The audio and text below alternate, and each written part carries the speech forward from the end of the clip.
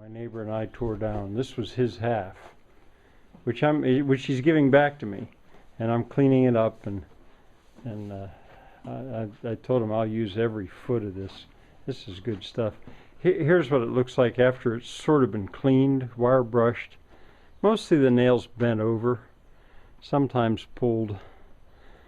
And with my half of it, what I did was I built that blacksmith shop, which I need to finish putting the roof up on, but that was half of the building. Basically, yeah. So I got a lot of material here.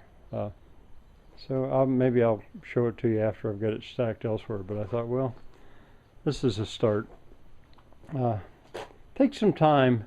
The tools you need are a hammer, nippers, leather gloves, a wire brush. Pretty much that's it. And then I'm always real careful about the nails, because this is generating broken nails. I'll sweep that up and I won't let it get mixed with the hay for the animals. Here's extreme recycling of oak 2x6s and 2x4s. Continued. I've done about 2/3 of what was here, and I'll show you the pile when I'm done. This should take a couple more hours to clean this up. The one thing I didn't tell you though was that this wood has been, I'm just letting you see the goats while I'm talking. They're always here sort of helping. This wood laid out, oh, maybe 6 years, uncovered, no roof. Now we had stickered it, which made a real big difference, but wood, when it looks old like that and rotten, it is not necessarily so, as I think you'll see as this continues and you see what I build with it.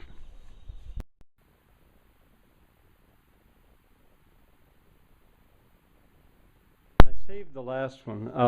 Also, I would say that this was about half of what my neighbor gave me, which was half of a building that he and I tore down, the other half of which I already used promptly to build that blacksmith shop. In any case, I've saved this last one. I guess I'll show you a few tricks of the trade. I guess this is extremely, let's see, dangerous. See if you can see that. I can't. That is extremely dangerous. You know, they talk about stepping on a nail. It doesn't matter if you step on a nail, but a nail sticking out of wood like a dagger is very dangerous. And I've been thinking it was dangerous also for these goats, so I'm real glad to get it cleaned up. All right, I'm going to put this on sawhorses. That's one of the things you need. A cement floor is very, very nice, because I'm going to sweep this up and the nails will come out in the ashes when I burn that. So you need a good stout set of sawhorses.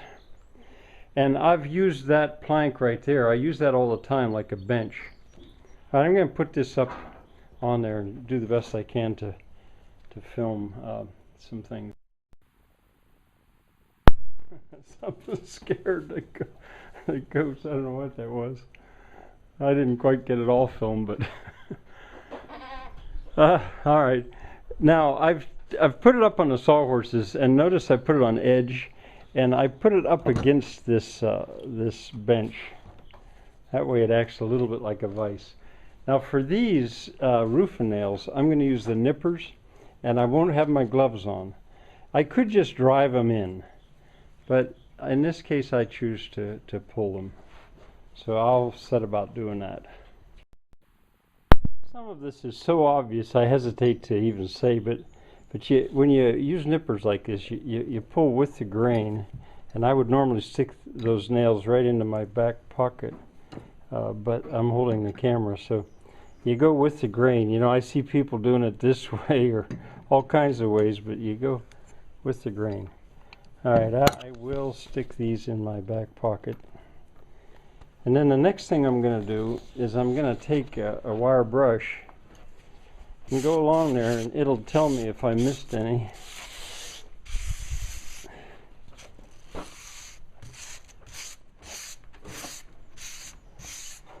Nope, I got that edge. All right, now I'm going to lay it down. and work on this side.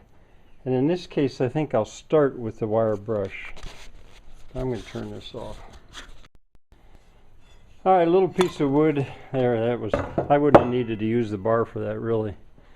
Now I'm just going to flatten these nails. Now, a lot of times they break off.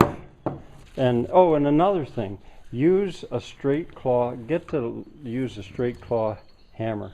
This and now see that broke, but I'll sweep it up. And notice I'm using the side of the hammer because it's too hard to hit it accurately. But a straight, sorry about the camera work. A straight claw hammer is a very, and you can also go like this, of course. It was usually when people say claw hammer, they always think of a curved claw hammer. All right, once again, I'm going to turn this off. All right, I flattened them over, and then I ran the wire brush up and down it again. Notice how wet this is, even though it was stickered and in the woods, and it was in the shade. It's one of the reasons my neighbor felt that it was going to be worthless. Now, more than likely, I'll saw this off when I square the end. When I actually go to use this stuff, you square one end. You don't square both ends because the other end you're gonna cut it to length anyway. And so what I usually do is I pick the best end, I think it is, and square it as close to the end as I can. Then these nails will just come out in the fire. They'll be in the ashes.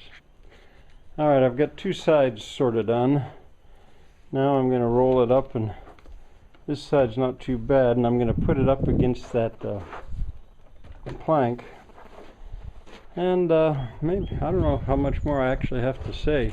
Sometimes you can just pull a nail out with your fingers. I'm going to sweep up. I've been very careful to make sure any nails fell on the right side of this floor, not over where the animals are. And I'll sweep it toward the right. I'll shovel it up, and then I'll put it out in an incinerator. I've got a monstrous big incinerator out there, which I call the Beast. And that's where I burn wood that's got nails in it. All right, bye for now. Well, there's the finished product at the moment. And there's what rotted away from it, plus a little bit of hay. That would be about an eighth, I guess, maybe a 16th of the rot that has occurred in this oak over 10 years maybe, more or less. I mean, it's not always out in the weather. And one of the points I'm really trying to make here is that this is fine. This wood is fine. If I would cut this off, saw that off, you would see that once you go down within about a 16th of an inch, the wood is perfect. Probably better than it was first sawed at the sawmill because it's dry. All right, and this is heading out there to the incinerator, to the Beast. The nails will be in the ashes, and a magnet will pull them out of the ashes. I'll film tomorrow. I'll film this outside when it's stacked and stickered. I've had enough fun of this kind for today. Bye for now. I'll film this today, and that way I'll be finished. It's not what I just cleaned is not unloaded yet, but there's what I just cleaned. I'll wait until tomorrow when I have help. A board has two ends, carpenters say, and it's true. It's the reason a carpenter really should have an apprentice or a helper with him. And when I talk about stickered, well, this is stickered. And if that wood had not been stickered, we stickered it better now than it was before. But if it hadn't been stickered, it really would have been just a pile of wet sawdust. This is what I'm using. Ground wire molding. I have, I think, about 6,000 or more pieces of that.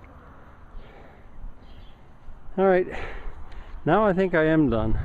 I should maybe say that the building was 40 by 40, I think, as I recall.